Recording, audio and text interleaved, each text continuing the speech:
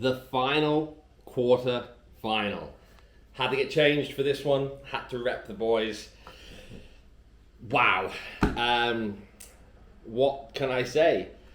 New Zealand lost to France in the opener and have looked really, really fucking good in the other three matches in their pool. I mean, they trounced Italy. Italy shouldn't really be that easy to turn over. I genuinely don't know what happened with them. But yeah, New Zealand looked strong. There's a load of people in that team putting their hands up for starting positions. You can hear them in the press conferences. They are hungry to play. Even before the Scotland game, they were hungry to play Ireland after losing the series in New Zealand last year, and rightfully so. I think it was the first team to do that since 1986, which was the Australians. And 1986? Yes, I believe. Put in the comments if I'm wrong. But yeah, well, I mean, what a match this is going to be. It's become one of this era's greatest rivalries. I mean, there was a time where Ireland hadn't won in 111 years, and now they've won 5 of the last 8, and 2 of those victories were in New Zealand. So I mean, there's certainly not the aura around around New Zealand, perhaps in the mindset of the Irish. But as professional rugby players, I'm pretty sure even when they hadn't beat them, they believed they had the game to do so. But obviously, it makes it a little easier once you've actually done it. That being said, we're into a quarterfinal. We all know what that means for Ireland. It usually means this is where the journey ends. We have been knocked out by New Zealand before, very recently, in fact, in the last World Cup, funnily enough, in a quarterfinal. So again, New Zealand in a World Cup is a very different beast. You know, they are a team that even on a bad day can beat good teams. So it is a little bit nerve-wracking on the build-up, I'm not going to lie, especially with the news that was coming out of camp the evening after the Scotland game and the morning after, with James Ryan. I'm filming this now on Tuesday before the match, so he wasn't in training today. He's actually flown back to Dublin to see a specialist about the wrist. James Lowe trained after the eye injury, although with a white bib, to say that he wasn't ready for full contact.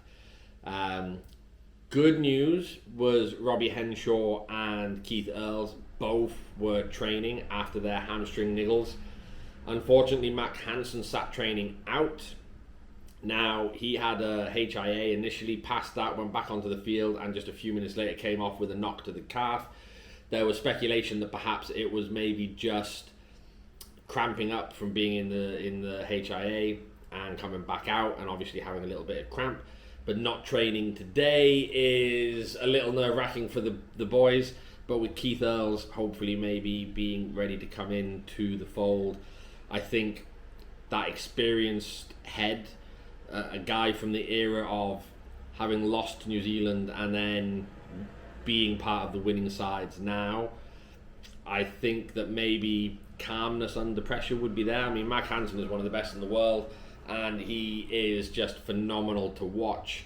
But yeah, I don't know. Keith Earls has always been a player that I've loved to watch, and high ball, loved him. Again, like, Mac Hansen is no slouch, and I'm not saying that Keith Earls is any better than Mac Hansen, but I feel that this is probably Keith Earls' last World Cup. I can't imagine him doing another 4 years, considering Farrell talked him out of retiring as recently as a couple of years ago. So I do feel that maybe Keith Earls would be a bit like Sexton, O'Mahony, kind of lay out on the field, carry him off on the shield if needs be. And I do feel all Irish players are probably like that, but obviously people like Hansen, they would have another couple of World Cups in them at least if this doesn't go their way. So it's certainly not a bad replacement by any stretch of the imagination.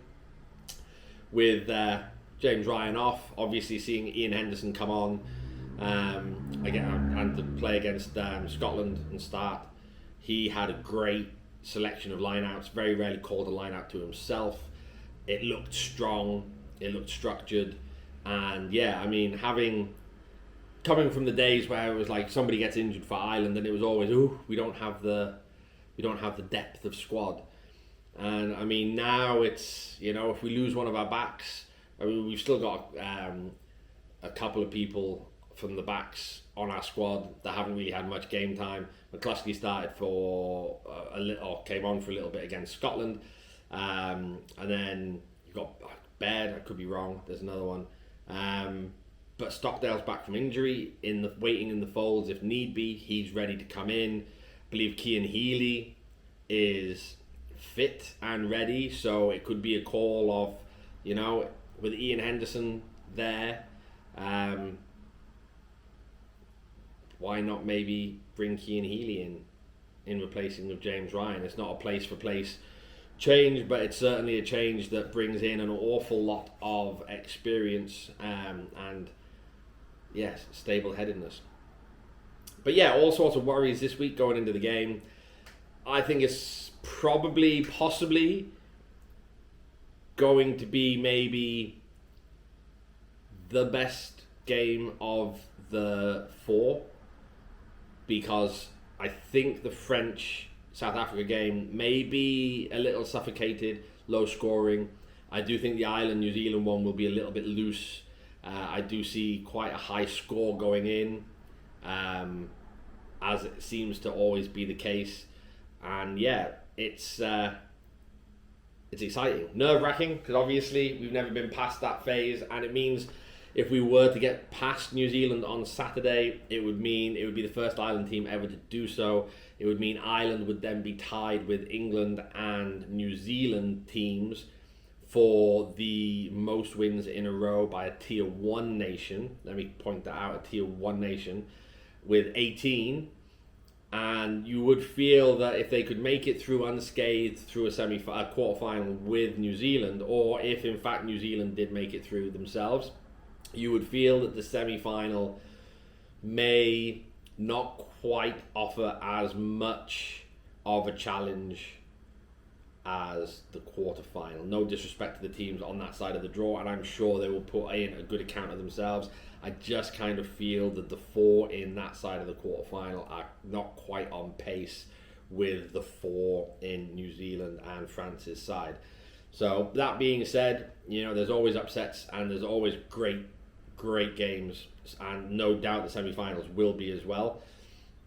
But I do feel that whoever wins this match is basically going to possibly set up a final with the winner of the France-South Africa game. And obviously, if that is Ireland, if they were to make it to the final, they would then obviously top the Tier 1 records with 19 wins going into the final. And only 5 wins away then from the actual record of test matches won in a row, which I believe was Cyprus with 24. Not sure what kind of teams they played. But yeah, I could talk about this game all day. I could talk about the injuries. I could talk about the physicality that Ireland showed against South Africa, which was amazing. Like James Lowe picking up Etzebeth. And then also how clinical they were in the first half against Scotland. And ultimately, obviously, they looked good. There's loads of talk about how good they have been and all the positives that they've done. But I am sure inside camp they are looking at all these matches and they are pointing out the issues, how they can improve, the lessons they've learned even from the wins. That is an Ireland side that is all about putting their hands up, pointing out weaknesses in their own game, picking out areas that they need to improve on, and executing that in training so that when they do come out, they're ready, not just for themselves to have a great game, but they're there ready to give a platform to the players next to them. And I do feel that this is an Ireland team that is very much unified, and not just under the flag but personally as well. I think Andy Fowler's done a great job with how he's managed family time, downtime, the training schedule, the fun and games that they get up to as well in between. And yeah, you just feel like there's a real camaraderie. You do feel like each person would lay themselves down for the next person and I do feel we've kind of missed that in some of the teams prior, and we've always been a passionate team, and I do think sometimes we've let passion and emotion kind of run rampant through us, that we then kind of lose our structure and what we have been doing. So I do feel that Andy Farrell has managed to put mind over emotion for some of it, and I hope that that is the case on Saturday. However, we have an absolute belter. I've been here 11 minutes talking about the rugby and I haven't even moved on to the food. We have a belter of a lineup.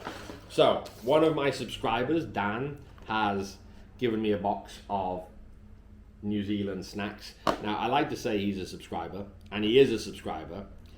However, that sounds a little bit more fancy than it is. He's actually a friend of mine who works for the company that I work for, and yeah, so he just bought them from home into work one day, so I had them here. So I have farm baked cookies, some Shrewsbury's, a Tim Tam. I've got it on my phone. I can't remember for the life of me what these were. I think he said these were his favourite.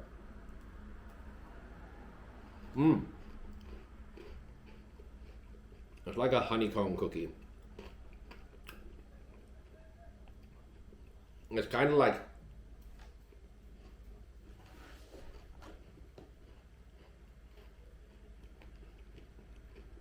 a more manageable crunchy. Really good. I mean, I love honeycomb in cookies.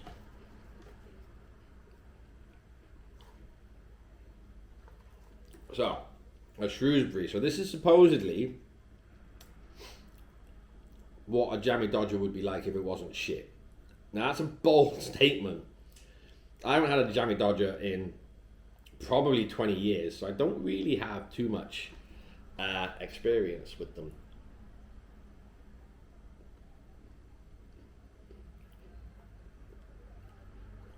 I mean, the cookie has a bit more crunch, like crumble and crunch to it.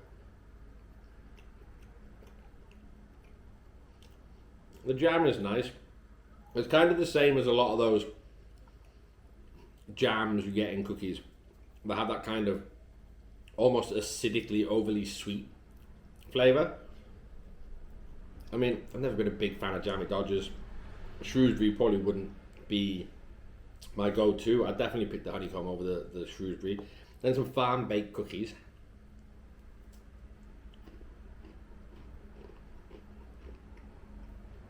I mean, that's a deliciously crunchy, sweet cookie. I'm starting to get full. So I have done all quarterfinals in the space of about an hour and a half. But I have saved what I feel is going to be the best till last. This is a Tim Tam.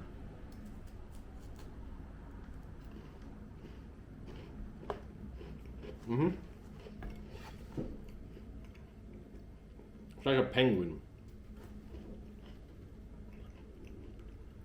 but it's so much nicer. I don't know what it is about New Zealand cookies or biscuits. The crunch is like so much more crunchy, almost like that kind of honeycomb where it's really crunchy but it just kind of crumbles and melts. Whereas with a penguin in this country, it's got a little snap and then it's kind of got like a bit of a softer chew to it. So yeah, certainly strong contender.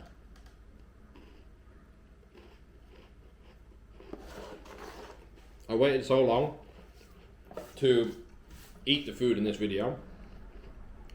I'm not going to bore you with analogies. New Zealand, one of the best teams in the world. Ireland, technically the best team in the world. I would argue if you've never been past a World Cup quarter final, regardless of what you've done, you've got something to prove. And on the island, lemon puffs. If you know, you know. These remind me of Christmas. These remind me of Christmas. And these or this reminds me of any time I'm in Ireland, because I cannot get enough of this. So these are lemon puffs. So it's just basically 2 little cookies with a lemon cream inside.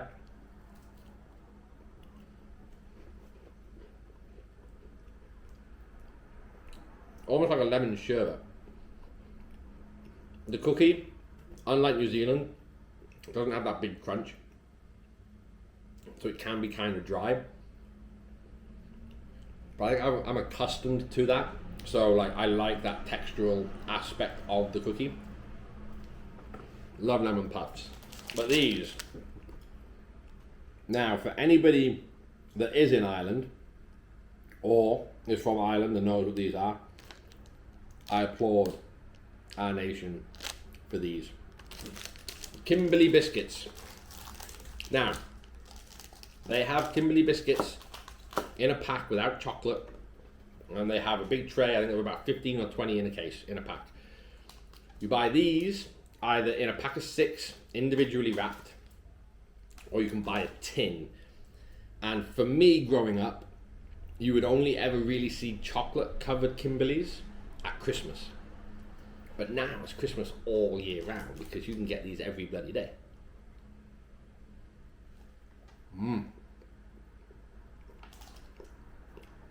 Two very soft, not sponge, like a soft biscuit. Hard to even explain. Is it a cookie? Is it a biscuit? Always feels like there's a little hint of ginger in there. Soft marshmallow running through the middle. And chocolate coating. This is a cake of genius. And that's what this game is going to need on Saturday. It's going to take a whole team effort, 100%. But 1 or 2 moments of genius. Where that comes from, who knows? Will it be Ireland? Will it be New Zealand? Who knows? But I do think, skillfully wise, we will see the best game of the World Cup played on Saturday night, Ireland, New Zealand.